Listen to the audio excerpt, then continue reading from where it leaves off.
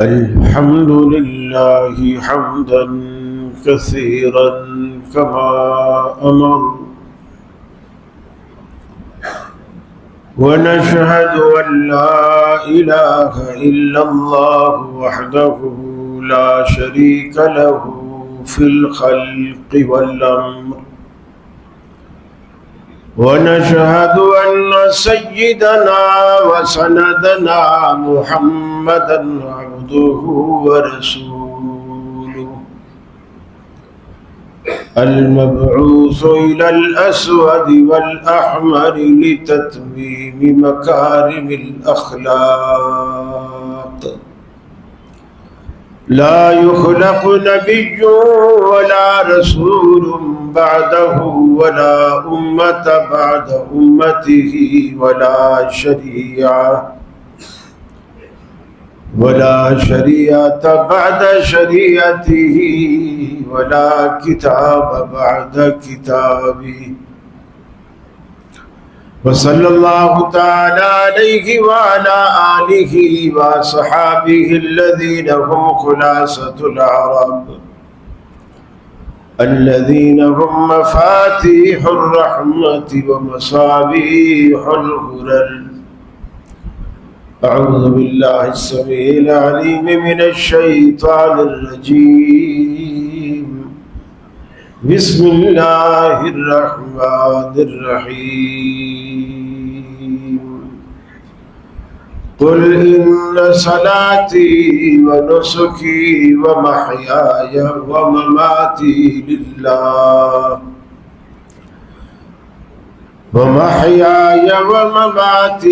لله رب العالمين.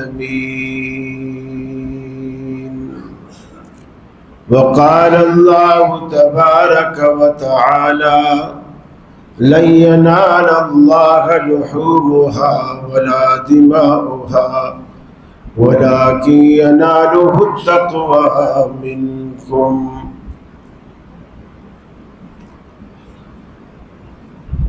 یہ مقصد ہے کہ دنیا سے جہالت دور ہو جائے، کلام اللہ سے مومن کا دل پر نور ہو جائے۔ یا الہی، جب تک کہ میرے جسم میں جان رہے، تجھ پہ صدقے تیرے محبوب پہ قربان رہے۔ میں رہوں یا نہ رہوں، پر دل کی ہے یہ دعا، دین احمد اور عزت قرآن رہے۔ عزیز ساتھیوں، دوستوں اور بزرگوں، گزشتہ جمعہ میں نے آپ سے وعدہ کیا تھا کہ تقلید کے حوالے سے ایک نشست پیچھے گزر چکی ہے، ایک نشست باقی ہے۔ میرا کیلکولیشن والا حساب تھوڑا غلط رہا کہ عید آگے قریب ہے، اب صرف ہمارے پاس مزید 2 جمعے باقی ہیں، انشاءاللہ اس کے بعد عید ہے۔ اور یہ جمعہ جو ادھار ہے رد تقلید کے حوالے سے انشاءاللہ عید کے فوراً بعد کریں گے۔ فی الحال عید کے مسائل اور کچھ یہ بھی کہ ہمارا پورا پاکستان مارکہ بنیان و مرصوص یہ منا رہا ہے، اور ہماری فوج نے کیا قربانیاں دی، مسلم امہ نے کیا قربانیاں دی، یہ بھی مقصود ہے۔ اور یہ چیزیں بھی قربانی سے ریلیٹڈ ہیں۔ اسلام صرف یہ نہیں کہتا کہ آپ بکرا ذبح کر دو، گائے ذبح کر دو اور بیل اونٹ ذبح کر دو۔ اسلام مسلمانوں کی زندگی میں قربانی چاہتا ہے، اور وہ قربانی انا کی قربانی، برادری کی قربانی ہے، پیسے کی محبت کی قربانی ہے، وطن کی محبت کی قربانی ہے۔ یہ سارے بت ہیں، وطن کی محبت، لوگوں نے حدیثیں گھڑ رکھی ہیں، وطن کی محبت جزو ایمان ہے۔ حالانکہ جھوٹ بولنا بہت بڑا جرم ہے، لیکن اگر وہ جھوٹ رسول اللہ پر بولا جائے تو بہت ہی بڑا جرم ہے۔ اتنا بڑا جرم ہے کہ نبی کریم صلی اللہ علیہ وسلم نے فرمایا اگر کوئی شخص میرے بارے میں ایسی بات کہتا ہے جو میں نے نہیں کہی اور وہ کہتا ہے رسول اللہ نے کہی، فَلْيَتَبَوَّأْ مَقْعَدَهُ مِنَ النَّارِ، اسے چاہیے کہ اپنا ٹھکانہ دوزخ میں بنا لے۔ اس کو نماز پڑھنے کا، روزہ رکھنے کا، قربانیاں کرنے کا، حج کرنے کا کوئی فائدہ نہیں۔ لوگوں کو بالکل خدا خوفی نہیں ہے اس معاملے میں۔ آپ اکثر احناف کی مساجد میں چلے جاؤ، اکثر وضو خانے پہ لکھا ہوتا ہے وضو کے دوران باتیں کرنی منع ہے، آگے بریکٹ میں لکھا ہوتا ہے الحدیث، یعنی یہ منع حدیث میں ہے، اور حدیث میں ہے کا مطلب رسول اللہ نے منع کیا۔ حالانکہ حدیث کے ذخیرے میں کہیں بھی ایک اشارہ بھی رسول اللہ نے نہیں کیا کہ وضو کے دوران باتیں کرنی منع ہے۔ یہ تبلیغی والے آپ کو اکثر یہ حدیث سناتے نظر آئے۔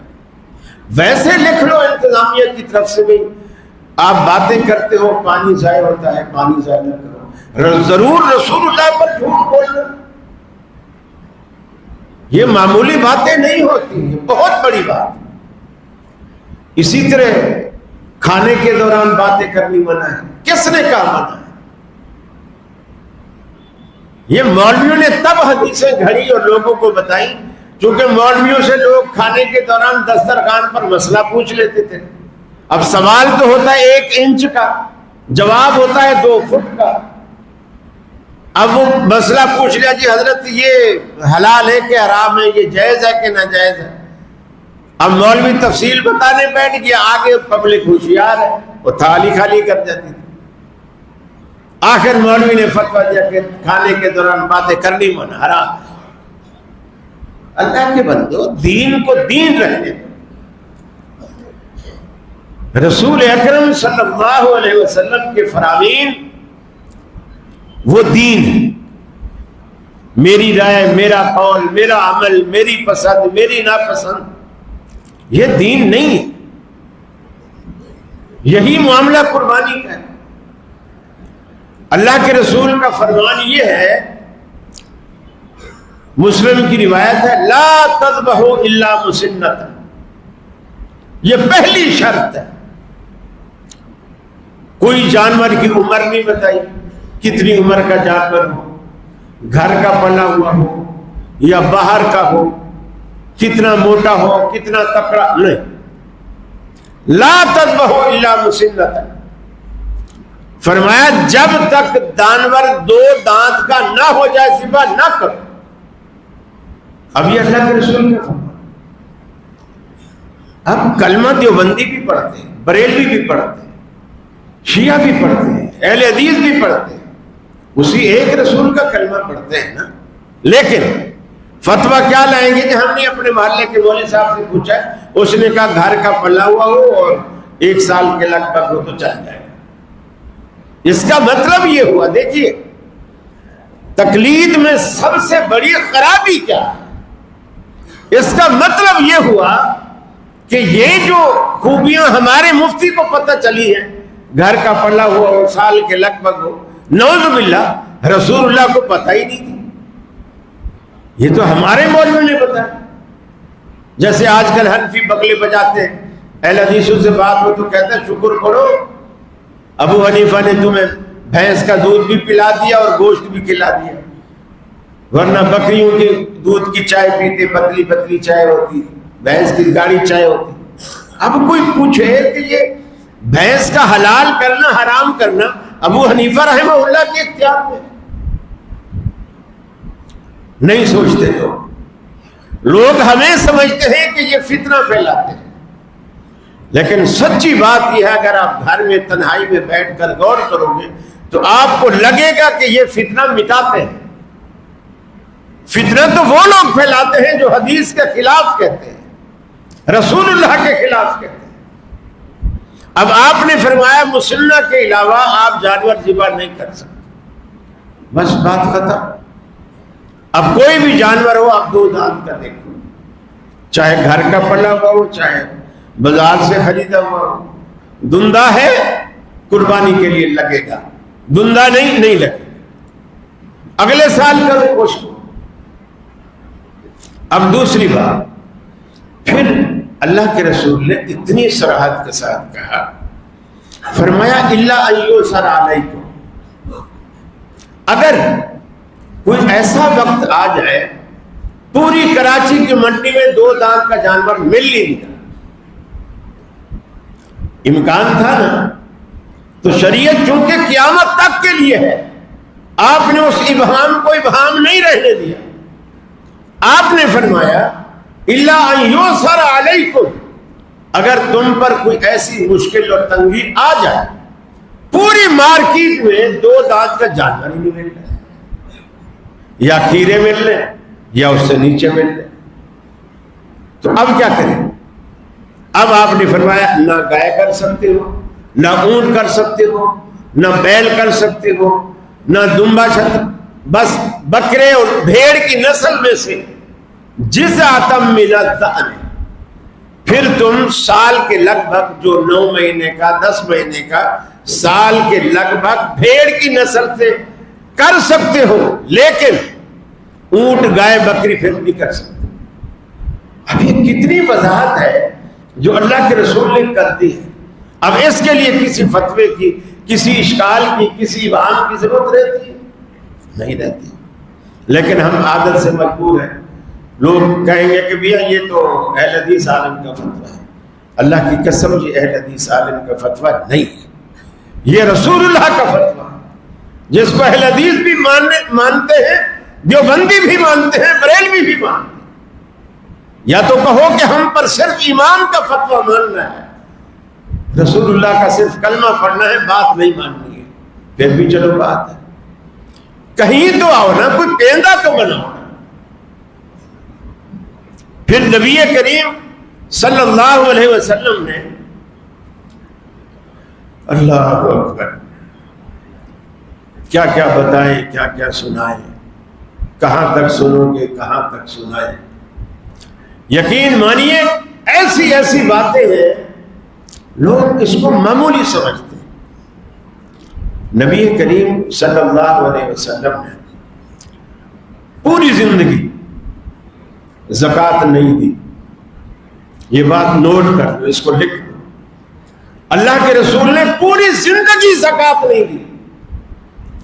اس کا مطلب یہ نہیں کہ نعوذ باللہ آپ کوئی بخیل تھے، آپ تو سخی تھے، بے انتہا سخی تھے، پھر زکوٰۃ کیوں نہیں دی؟ اس لیے کہ زکوٰۃ اس پر فرض ہوتی ہے جس نے مال جمع کیا ہو اور وہ نصاب کو پہنچتا ہو اور اس پر سال گزر گیا۔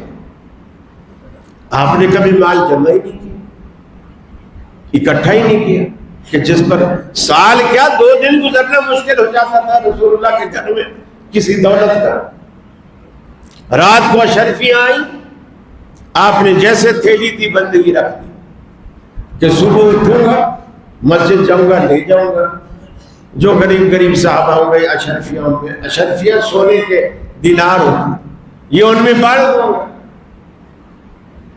آپ فجر کی نماز میں آ گئے، تھیلی لانا بھول گئے،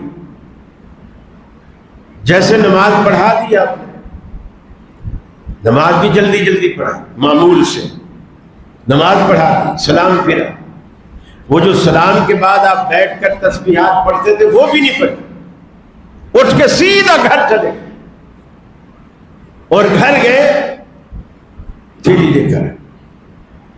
آپ نے فرمایا رات کسی نے دی تھی، میں نے سوچا صبح مسجد لے جاؤں گا بانٹوں گا، اور میں لانا بھول گیا، اور ساری نماز میں یہ تھیلی میرے دماغ میں گھومتی رہی۔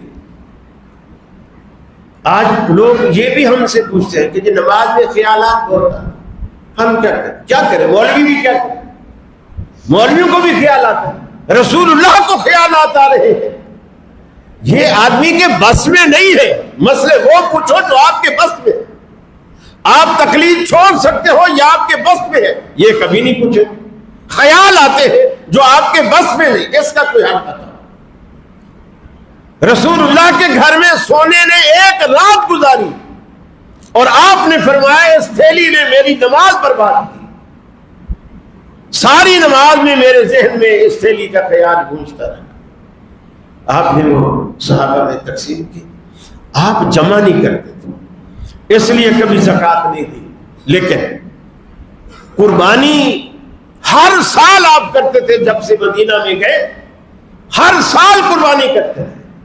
پورے 10 سال مدینے کی قربانی کرتے ہیں, نہیں ناگا کی. اب یہ بات میں کیوں بتا رہا ہوں؟ حنفیوں کا مسئلہ یہ ہے قربانی اس پر فرض ہے جس پر زکوٰۃ فرض ہے. آپ دیکھتے جائیں کہ نبی کریم صلی اللہ علیہ وسلم کی سنتوں کی, فرامین کی, آپ کے اعمال کی مخالفت کس طرح کی جاتی ہے. میٹھی چھری بن کر اسے کاٹا جاتا ہے. رسول اللہ نے ساری زندگی زکوٰۃ نہیں دی اور 10 سال مدینہ میں رہے. جب سے قربانی فرض ہوئی کبھی قربانی نہیں چھوڑی. آپ کا یہ فتویٰ کہا گیا کہ قربانی اس پر فرض ہے جس پر زکوٰۃ فرض ہے. رسول اللہ نے تو یہ نہیں کہا کہ جس پر زکوٰۃ فرض ہے اس پر قربانی فرض ہے. آپ پر زکوٰۃ فرض نہیں تھی, آپ ہر سال قربانی دیتے تھے. لیکن چونکہ یہ مسئلہ حدیث کے مطابق ہے ہم نے نہیں ماننا. ہم تو وہ مانیں گے جو رسول اللہ کے خلاف ہو. اللہ کے بندو, روز آخرت آپ کیا جواب دو گے اللہ رب العالمین کو جب اللہ پوچھے گا کہ کلمہ تم میرے نبی کا پڑھتے تھے, بات تم فلاں کی فلاں کی فلاں کی مانتے تھے, میرے نبی کا کلمہ آخر کیوں پڑھا تھا؟ کیوں پڑھا تھا؟ کیا لیبل لگانا ضروری ہے؟ جو کچھ اندر ہے وہی باہر لیبل لگانا. لیبل لگانا ضروری تو نہیں. تو یہ باتیں بہت ساری باتیں ہیں. ہیلے. اب یہ قربانی آ رہی ہے, لوگ کیا کریں گے؟ حکم یہ ہے کہ عید کی نماز سے پہلے قربانی نہ کی جائے. یہ حکم ہے رسول اللہ کا. آپ کو اطلاع دی گئی کہ یا رسول اللہ فلاں فلاں بندے نے عید کی نماز سے پہلے قربانی کر لی. آپ نے فرمایا انہیں بولو دوبارہ قربانی کریں. یہ تو ایک گوشت ہے, یہ ایسا گوشت ہے جو انہوں نے گھر والوں کے لیے کاٹ لیا اور گھر والوں کو کھلا دیا, یہ قربانی نہیں ہے. وہ دوبارہ قربانی کریں. اب احناف کیا کرتے ہیں؟ قربانی دیہات میں بھیج دیتے ہیں یا شہر سے قریب قریب جو علاقے ہیں. آج کل سب کے پاس گاڑیاں ہیں اور عید والے دن صبح صبح ٹریفک بھی نہیں ہوتا, روڈ کھلے ہوتے ہیں. ایک جگہ سے دوسری جگہ 15-20 منٹ میں آدمی صبح صبح فجر کی نماز پڑھی, بکرا ڈالا سزوکی میں اور چلے گئے. دیہات میں ان کا مذہب ہے کہ چونکہ دیہاتوں میں نہ عید فرض ہے نہ جمعہ فرض ہے. مسئلے دیکھو, مسئلے دیکھو. پھر ہمیں کہتے ہیں کہ یہ لوگ فتنہ پرور ہیں. مسئلے دیکھو, دیہات میں نہ عید فرض ہے نہ جمعہ فرض. جمعے کے لیے ایک شرط ہے, اتنا بڑا شہر ہو, اتنی بڑی آبادی ہو. اور قرآن کیا کہتا ہے؟ قرآن کیا کہتے ہیں؟ اذا نودی یا ایھا الذین آمنوا اذا نودی للصلاۃ من یوم الجمعہ فاسعوا الی ذکر. اے ایمان والو, جب تمہیں جمعے کے لیے بلایا جائے دوڑے چلے آؤ, دکانیں بند کر دو, کاروبار بند کر دو. اب قرآن نے ایک شرط رکھی ہے, اے ایمان والو. حنفی ہو, اہل حدیث ہو, دیوبندی ہو, بریلوی ہو, نہیں کہا. اے ایمان والو, جب جمعے کی اذان ہو تمہیں بلایا جائے لب کو. اب میں یہ پوچھتا ہوں دیہات والے مسلمان ہیں کہ نہیں؟ جو لوگ دیہات میں رہتے ہیں وہ صاحب ایمان ہیں یا نہیں ہیں؟ اگر وہ صاحب ایمان ہیں تو جمعہ ان پر بھی فرض ہے, چونکہ قرآن نے ایمان کی شرط رکھی, دیہاتی شہری کی شرط نہیں رکھی. اگر وہ ایمان دیہات والے ایمان والے ہیں تو جمعہ ان پر فرض ہے. دوسری جمعہ کی چھوٹ جو حدیث نے دی ہے، عورتوں پر جمعہ فرض نہیں. تو مجھے بتائیں کیا دیہات میں ساری عورتیں رہتی ہیں، مرد کوئی نہیں؟ یہ وہ سوالات ہیں جو تنہائی میں آپ بیٹھو گے تقلید سے توبہ کرائیں. پھر تیسری چھوٹ اللہ کے رسول نے دی، بیمار پر جمعہ فرض نہیں. تو کیا دیہات میں سارے مریض رہتے ہیں؟ صحت مند کوئی نہیں ہے. چوتھی شرط آپ نے رکھی، غلام پر جمعہ فرض نہیں. کیا دیہاتوں میں سارے غلام ہیں؟ مالک چودھری کوئی نہیں ہے، وڈیرا کوئی نہیں ہے، سارے غلام ہیں. اور پانچویں شرط اللہ کے رسول نے رکھی، جس پر جمعہ فرض نہیں، نابالغ بچے پر. اب میں پوچھتا ہوں، دیہات والے سارے نابالغ ہیں؟ ان میں بالغ کوئی نہیں ہے؟ یہ وہ سوالات ہیں جو لاجیکلی آپ کہیں بھی بیٹھ کر، اس کے لیے M A B A P H D کرنا ضروری نہیں ہے، بخاری مسلم پڑھنا بھی ضروری نہیں. یہ آپ کے دماغ پہ دستک دینے والے سوال ہیں. آپ کہیں بھی بیٹھ کر اسے سوچ سکتے ہیں، سن سکتے ہیں، دیکھ سکتے ہیں اور تدبر کر سکتے ہیں، فکر کر سکتے ہیں.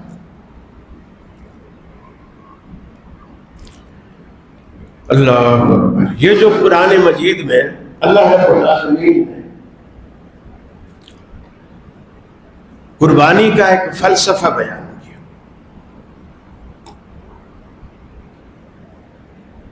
اور اس فلسفے میں ہمیں کہا گیا قربانی کے کچھ مقاصد ہیں. صحابہ کرام نے رسول اللہ سے پوچھا، یا رسول اللہ، ایک ہی دن میں ہم اتنے سارے جانور کاٹ دیتے ہیں، یہ کیا چیز ہے؟ قربانی کیا ہے؟ ہم کیوں کرتے ہیں؟ آپ نے فرمایا، سنت ابیکم ابراہیم، یہ تمہارے باپ ابراہیم علیہ السلام کی سنت ہے. ابراہیم علیہ السلام کی بہت ساری باتیں اللہ کو اتنی پسند آئی کہ اللہ تعالیٰ نے اسلام میں ان کا حصہ، بالکل ایک اسلام کا حصہ بنا. حج کو دیکھ لو، 90% حصہ ابراہیم علیہ السلام اور ان کی بیوی کا ہے. وہی رسومات آپ ادا کرتے ہیں جو ابراہیم علیہ السلام نے، حضرت حاجرہ نے جو کی. قربانی بھی اسماعیل علیہ السلام نے جو اپنی جان کا نذرانہ پیش کیا، اگرچہ اللہ رب العالمین نے ان کو بچا کر ان کی جگہ دمبا ذبح کر دیا، اور آج آپ کی قربانیوں کو آپ کی اولادوں کی قربانی سے بچا کر دمبے کی شکل میں اسے قبول کر لیا. ورنہ تو اگر ابراہیم علیہ السلام سے ان کے بیٹے کی قربانی اللہ قبول کر لیتا، یقین مانی آج شاید ہم مسلمان بھی نہ ہوتے. کون اپنے بیٹوں کو ذبح کرتا؟ ابراہیم علیہ السلام والا دل گردہ ہے کسی کے پاس؟ کون ایسا کرتا؟ اللہ تعالیٰ نے، یقین مانیے، ہماری وہ کمزوریاں دیکھ کے اللہ تعالیٰ نے ہم پر اتنا ہی بار ڈالا جتنا ہم اٹھا سکتے تھے، لیکن ہم وہ بھی نہیں اٹھاتے. اگر مجھے کہا جاتا، آپ کو کہا جاتا، ہر بندہ اپنے بیٹے کی گردن پر چھری چلائے، ایک عجیب منظر ہوتا، پوری دنیا میں عجیب منظر ہوتا، اور مسلمان جیسی ظالم قوم کوئی نہ کہلاتی. لوگ مسلمانوں کو رشتہ ہی نہ دیتے کہ یار ان کے ہاں رشتہ کرو گے، بچہ پیدا ہوگا، ذبح کر دیں گے قربانی پہ. ساری دنیا کا نقشہ ہی بدل جاتا ہے. اللہ حکیم، حکمت والا ہے، اس کی حکمت کا تقاضا ہے. اس نے اس قربانی کو دمبے سے بدلا، اور آج ہم کو دمبا بھی نہیں دے پاتے. ہم وہ چیزیں قربان نہیں کر پاتے جو قربانی ہم سے مانگتی. فرمایا لن ينال الله لحومها ولا دماؤها ولكن يناله التقوى منكم.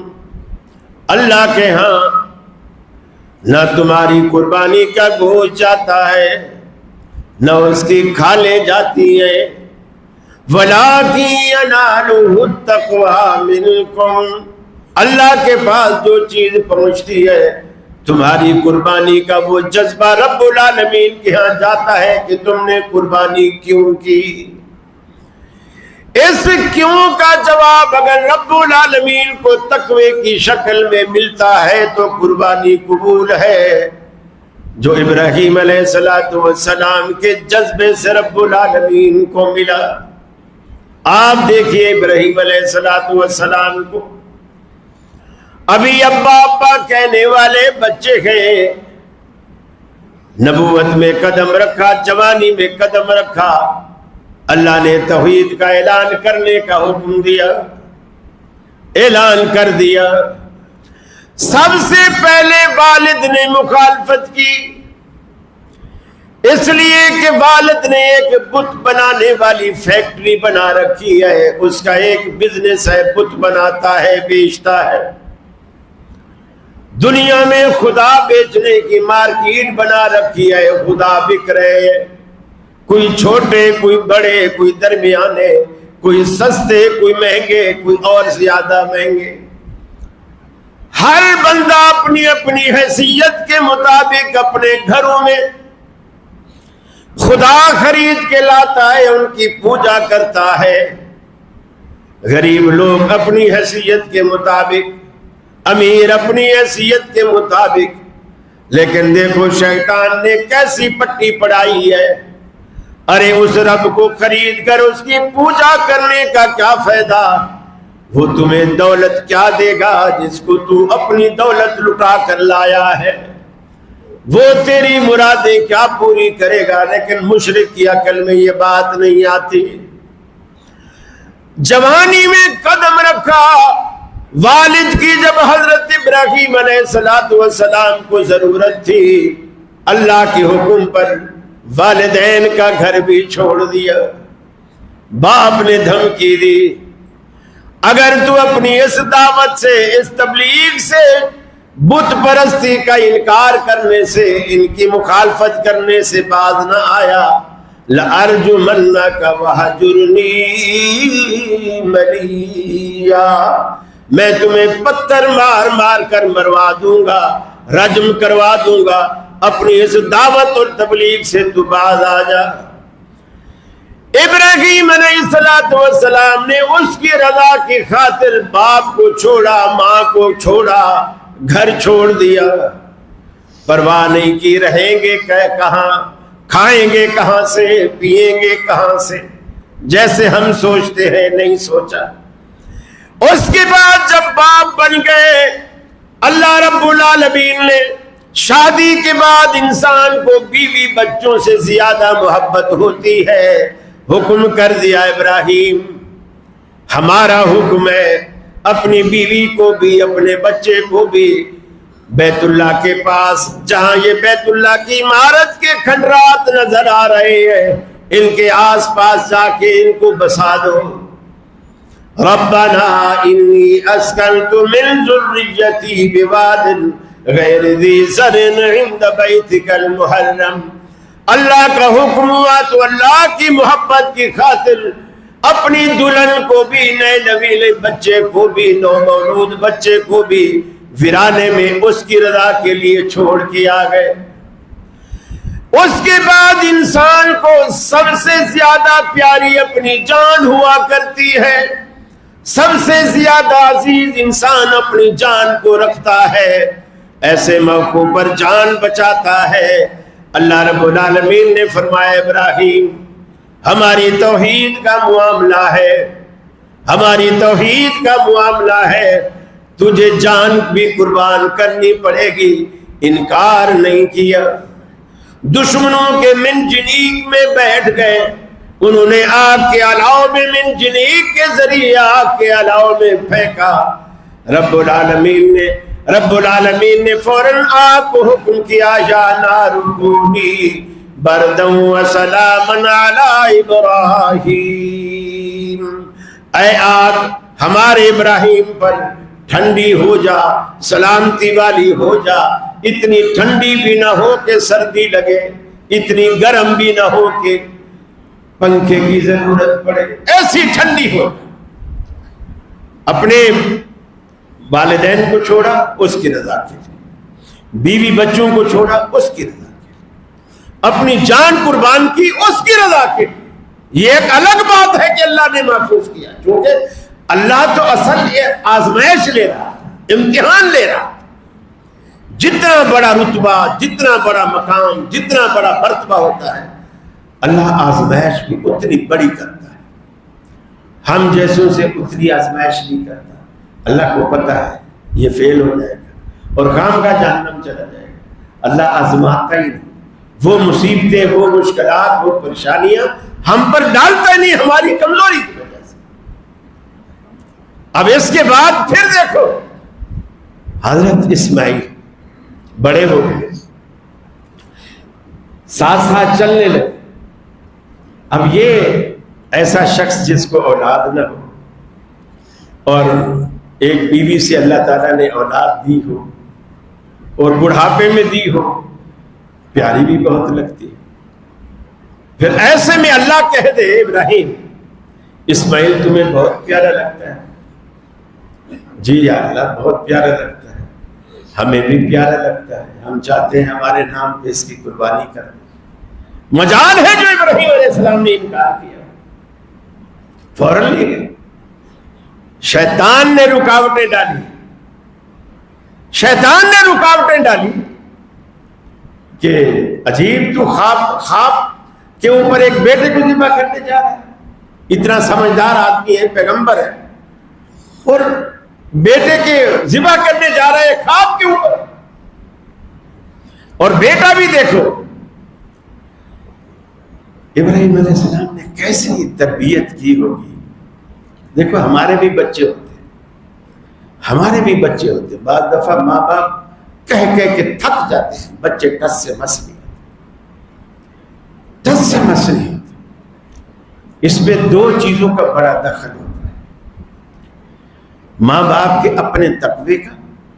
हम खुद नेक नहीं होते, हम बच्चों को समझा रहे होते हैं सिगरेट न पी, खुद पी रहे होते हैं, और बच्चों से कहकर दुकान से डब्बी मंगवा रहे होते हैं, और बच्चे को कहते हैं सिगरेट न पी। उस पर कोई असर नहीं, कोई एक रत्ती बराबर भी असर।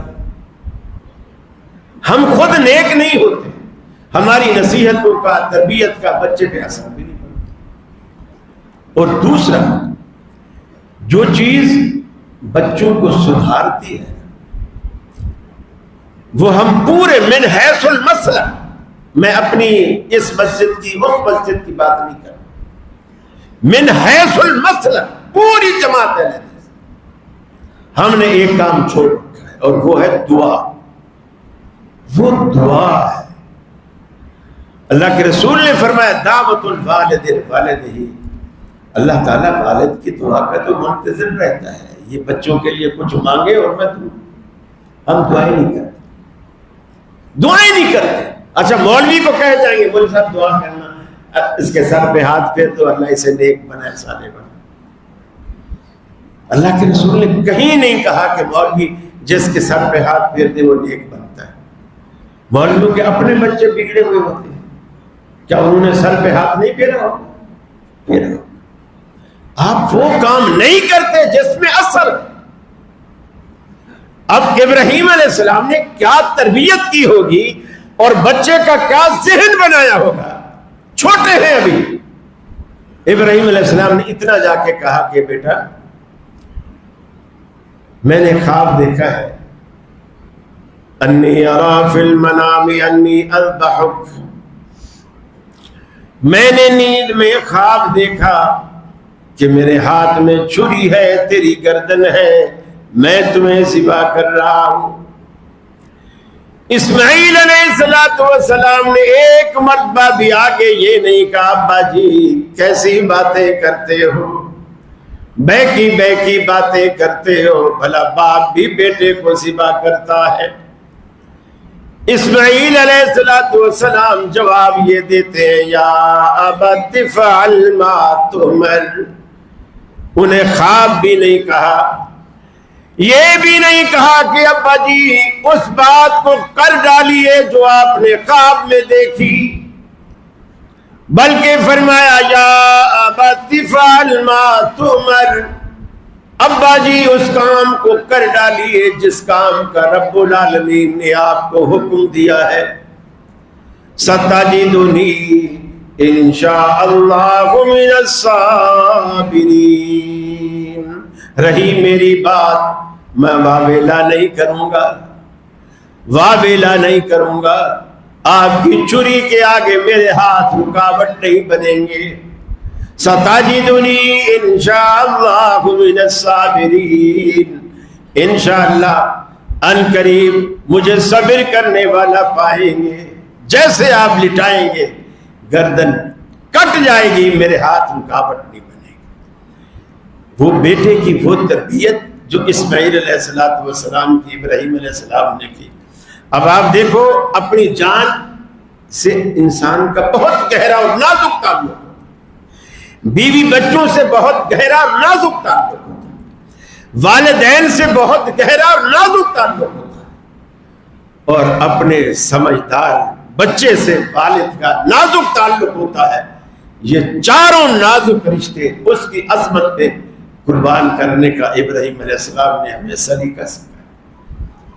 یہ ہے قربانی.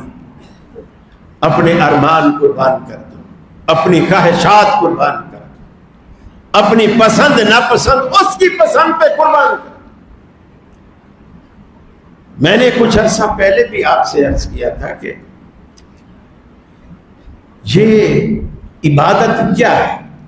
ہم جو سمجھتے ہیں نا، لوگ یہی سمجھتے ہیں یہ نماز پڑھنا، روزہ رکھنا، حج کرنا، زکوٰۃ دینا، یہ سب عبادت. ٹھیک ہے عبادت. عبادت اصل کہتے کسے؟ عبادت کہتے کسے؟ قربانی کہتے کسے؟ حج کہتے کسے؟ یہ روح سمجھنے کی ضرورت. دیکھیے حج میں حضرت حاضرہ صفا سے مروہ تک، مروہ سے صفا تک یہ دوڑی. اب کوئی پوچھے ایک عورت ہے دوڑی، اسے بچے کو پانی چاہیے تھا، پانی تلاش کرنے کے لیے دوڑتی تھی، اور مسلمانوں نے اس کو عبادت بنا دی. اس کے بغیر حج نہیں ہوتا جب تک آپ صحیح نہیں کرتے. ایک عورت دوڑی اور سارے مسلمان دوڑنے لگے. یہ جو شیطان کو آپ کنکر جا کے مارتے ہیں، اب کوئی عقل سے سوچے یہ پتھر مارنا بھی کوئی بات ہے، اور وہ بھی پلروں کو پتھر مارنا بھی کوئی بات ہے. اب آپ کو روح اس کی سمجھ آئے گی. عرفات میں اللہ کے رسول نے عصر کو مغرب کے ساتھ پڑھا، عصر کو ظہر کے ساتھ پڑھا. کہیں جانا بھی نہیں، وہیں رہے، ظہر کے ساتھ پڑھا. یعنی وقت سے بے وقت پڑھا، پہلے پڑھا. جبکہ قرآن کہتا ہے نماز اپنے وقت پہ فرض ہے. پھر مغرب عرفات میں ہوگی، آپ نے چھڑوا دی، مغرب نہیں پڑھنے دی، صحابہ کو بھی نہیں پڑھنے دی، خود بھی نہیں پڑھی. آگے مزدلفہ میں جا کے آپ نے پہلے مغرب پڑھی، پھر عشاء پڑھی، جبکہ وقت اب عشاء کا ہے. مغرب بالکل قضا ہو چکی اور جان بوجھ کے قضا کی. اب کوئی بولے نمازیں جان بوجھ کے قضا کرنا کوئی عبادت ہے؟ ہمارے دماغ میں شیطان نے یہ بٹھا رکھا ہے بس جو مولویوں نے کہا ہے وہ دین ہے. اصل سوچئے کہ عبادت کیا ہے. شیطان کو، پلروں کو کنکر مارنا عبادت نہیں ہے. لیکن ہم کیوں عبادت سمجھ کے کرتے ہیں؟ اس لیے ابراہیم علیہ السلام نے اپنی زندگی میں یہ عمل کیا تھا، اور ابراہیم علیہ السلام کی یہ ادا اللہ کو بھا گئی. بس آپ کی کوئی ادا اللہ کو بھا جائے وہ عبادت ہے، اور نہ بھائے وہ گناہ. یہ مختصر بنیادی بات اپنے دل و دماغ میں بٹھا. آپ کی کوئی ادا اللہ کو پسند آ جائے وہ عبادت ہے، اور نہ پسند آئے وہ گناہ ہے. چاہے مولوی کتنا اسے اچھا کہتے رہے، کتنا خوبصورت کہتے رہے. جیسے آپ کے سامنے مثالیں آتی ہیں، ارے میاں ابا کے کول نہیں کیے، حالانکہ تھال پہ ہم نے وہی پڑھا ہے، کیا نام ہے، سورہ اخلاص پڑھی ہے، سورہ مزمل پڑھی ہے، سورہ ملک، قرآن پڑھا ہے نا۔ اب جو نہیں سمجھتا کہ دین کیا ہے وہ کہتا ہے یار بات تو ٹھیک ہے، قرآن پڑھا ہے۔ تو دین اس طرح نہیں ہوتا کہ مجھے کیا بھارا، ٹھیک ہے ابا کے مرنے پر تو نے دعوت کی، سب کچھ کیا، سوال یہ ہے کہ اللہ کے رسول صلی اللہ علیہ وسلم کا یہ عمل ہے کہ تیسرے دن، میت کے تیسرے دن کچھ پکا کے بانٹو، 40ویں دن کچھ پکا کے بانٹو، سال بعد کچھ پکا کے بانٹو، جسے برسی کہتے ہیں۔ اللہ کے رسول کا یہ حکم ہے۔ جب یہ سوال آپ دماغ سے پوچھیں گے نا، دیکھیے اللہ تعالیٰ نے ہر مسلمان کے دماغ میں ایک مفتی بٹھا رکھا، ایک مفتی بٹھا رکھا ہے ہر مسلمان کے دماغ میں، اسے ضمیر کا مفتی کہتے ہیں۔ ضمیر کا مفتی یہ بر وقت، بر موقع، بر محل صحیح رہنمائی کرتا ہے اگر بندہ مسلمان ہو۔ آپ یہ بات اپنے ذہن سے بھی پوچھیں کہ یار ہم یہ کر رہے ہیں تیسرے دن، کیا صحابہ کو اپنے والدین سے محبت نہیں تھی؟ انہوں نے کیوں نہیں کیا؟ چلو وہ غریب تھے، ان کے پاس پیسہ نہیں تھا، کھجورے ہی باندھ دیتے، چند چھوارے باندھ دیتے، 2 بندوں کو بلا کے روٹی کھلا دیتے، انہوں نے کیوں نہیں کیا؟ آپ تو قرضے لے کر کرتے ہیں۔ ایک تو ابا مر گیا اور جو کچھ بچا تھا پیچھے دعوتوں میں لوگ اڑا گئے، محلے والے کتنے کتنے سالے، اور اگر ان کو نہ کھلائے تو محلے والے جینے نہیں دیں گے۔ ارے میاں ساری زندگی باپ کی کمائی کھاتا رہا، باپ مرا ہے 2 دیگیں نہیں پکائی گئی اس سے، یہ شیطان کہلواتا ہے آپ سے، شیطان کہلواتا ہے آپ سے کہ ابا مرا پیسہ بھی اسی کا تھا، 2 دیگیں نہیں پکائی گئی، بس بٹوارے پہ لڑ پڑے، اتنا میرا، وہ دکان میری، یہ گھر میرا، وہ گھر میرا، وغیرہ وغیرہ۔